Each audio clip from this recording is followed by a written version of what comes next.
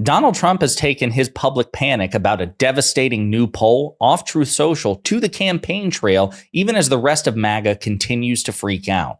But before we unpack all that, if you end up liking this video and you want to support the channel, please be sure to hit the like, subscribe, and alert bells before you go. All right, friends, as we've discussed recently, the J. Ann Selzer poll in Iowa is one of the gold standard political polls, even if you've never heard of it. It is just consistently top rated with an extraordinary record of precision. Perfect? No. But very, very good, especially relative to most other polls? Yes. And this is something that has Donald Trump freaking out. We discussed in a recent video where he freaked out about it on Truth Social. Well, now it's so bad that he's freaking out about it on the campaign trail in person at rallies. And we're going to play the clip and unpack it together. We got all this crap going on with the press and with the fake stuff and fake polls. And by the way, the polls are just as corrupt as some of the writers back there. They can make those polls sing. They can make them sing. They brag about it. I got a poll, I'm 10 points up in Iowa. One of my enemies just puts out a poll, I'm 3 down. Joni Ernst called me, everyone's called me. They said, you're killing in Iowa. The farmers love me and I love them. But they came up, they just announced a fake poll. Hey, think of it, right before the election that I'm 3 points down. I'm not down in Iowa. I got $28 billion for the farmers. $28 billion. Nobody else would have gotten 10 cents. Joe would sleep. Do you think he thinks about the farmers? And you know who gave me the $28 billion for the farmers? China, because China screwed our farmers. And then they tell me I'm down in Iowa. I don't think so.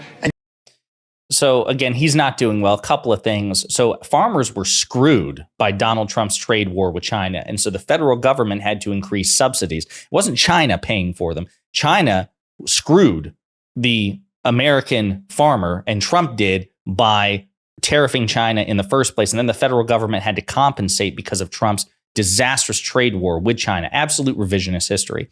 Also revisionist history is this idea that the J. Ann Selzer poll, and J. Ann Selzer is Donald Trump's opponent. As Ian Sams on Kamala Harris's campaign team pointed out, today he refers to J. Ann Selzer as an enemy. But Trump in December 2023, Selzer is, quote, very good. Quote, of course, if my numbers were bad, I wouldn't be saying that. So it's from the Daily Montanan.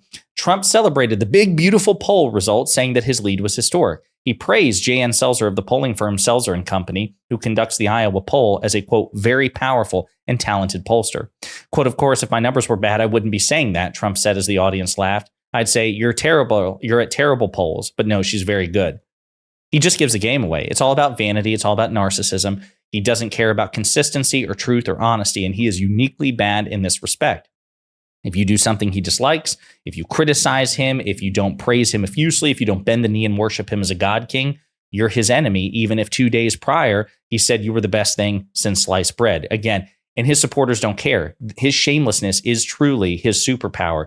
They do not care to hold him to a consistent standard. And by the way, as long as that's a prevalent attitude in politics, that Republicans are not obligated to be consistent or honest or truthful, it's going to make the Democrats' already very challenging job that much harder. So I think you and I have a role to play in trying to make these Republicans stay by one standard and play by the same set of rules, and then punish them electorally with defeat after defeat after defeat after defeat if they refuse to do so.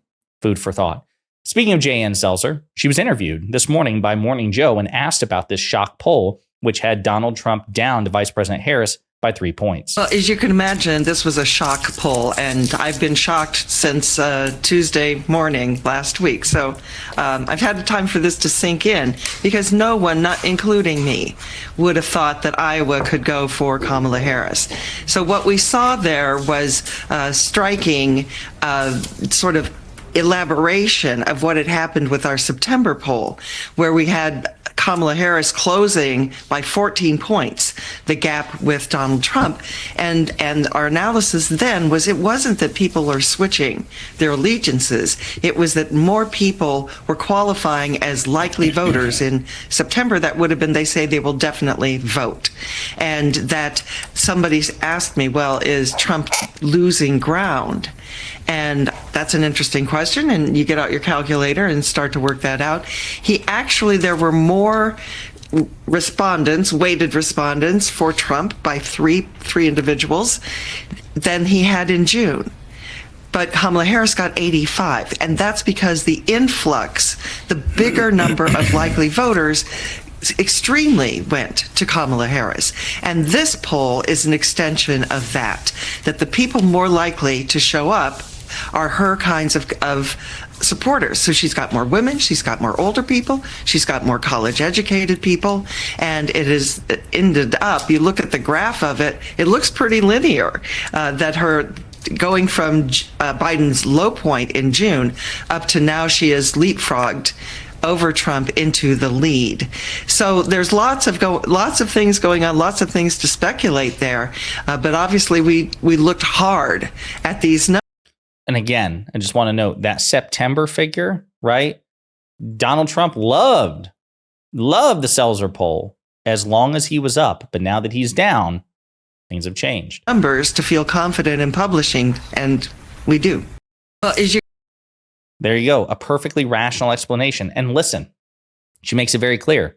She was surprised by the results. And I also want to make it clear, she could be wrong, right? Her, assessments have not been unerringly perfect. They're very, very precise. Like they are so much more accurate than not. It's not even funny. There's a reason that Seltzer is considered one of the gold standard pollsters, but she's still human. It's still an imperfect process. Maybe Trump does win by 10 points. Nobody is nobody is claiming that this is ironclad, incontrovertible, divine proof that Kamala Harris is going to win the campaign. But as Shadow of the Nerd Tree points out, 4 possibilities. Number 1, Seltzer is orders of magnitude more wrong than she's ever been in her 30-year career, and the race is still close. Number 2, Seltzer is in the ballpark, and Trump is a severe underdog. Number 3, Seltzer is exactly right, and this is going to be a 2008 level blowout. Number 4, Seltzer is right or in the ballpark, and for reasons we'll be studying for years, Iowa is to the left of the rest of the Midwest. 4 possibilities. 4 possibilities. I will tell you, though, MAGA, well, man, they are freaking out about this. David Sachs, who, by the way, billionaire tech bro, who famously criticized Donald Trump, demanded he resign, say he was disqualified after January 6th, and is now full-throatedly supporting Trump.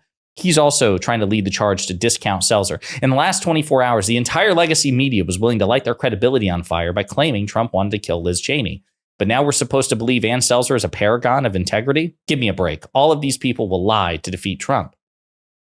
And again, as people pointed out, this is just so intellectual. Well, actually, let me read the tweet from Sachs here, too. The Des Moines Register has a history of this, claiming the race was tied in 2020 when Trump won the state by 8 points. Back to the same playbook once again.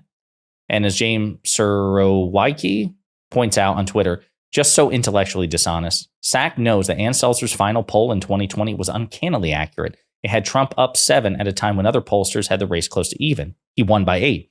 But because he wants to discredit Seltzer, he brings up a September poll from 2020. Again, folks, they're freaking out about this. I'm not saying we should get complacent. I believe the data show relentlessly this will be a close election. Maybe we will be pleasantly surprised, but you hope for the best and expect for the worst, and you prepare for the worst, and you plan for the worst, and you act on the worst case scenario. So if you're an eligible voter, make sure you have a plan to vote. If you're eligible but not registered, many places still permit same-day voter registration where you can go to the polling place, register to vote, and vote same day. Just do a Google search and see if your state and your district permit it. And if we turn out and we turn up, we win. There's still a good chance Donald Trump wins this election, even with a shock poll. So don't get complacent, make a plan to vote. But also, I think you should take the time to enjoy his very tangible fear that this election is slipping away from him. Food for thought. In the meantime, let me know what you think in the comments.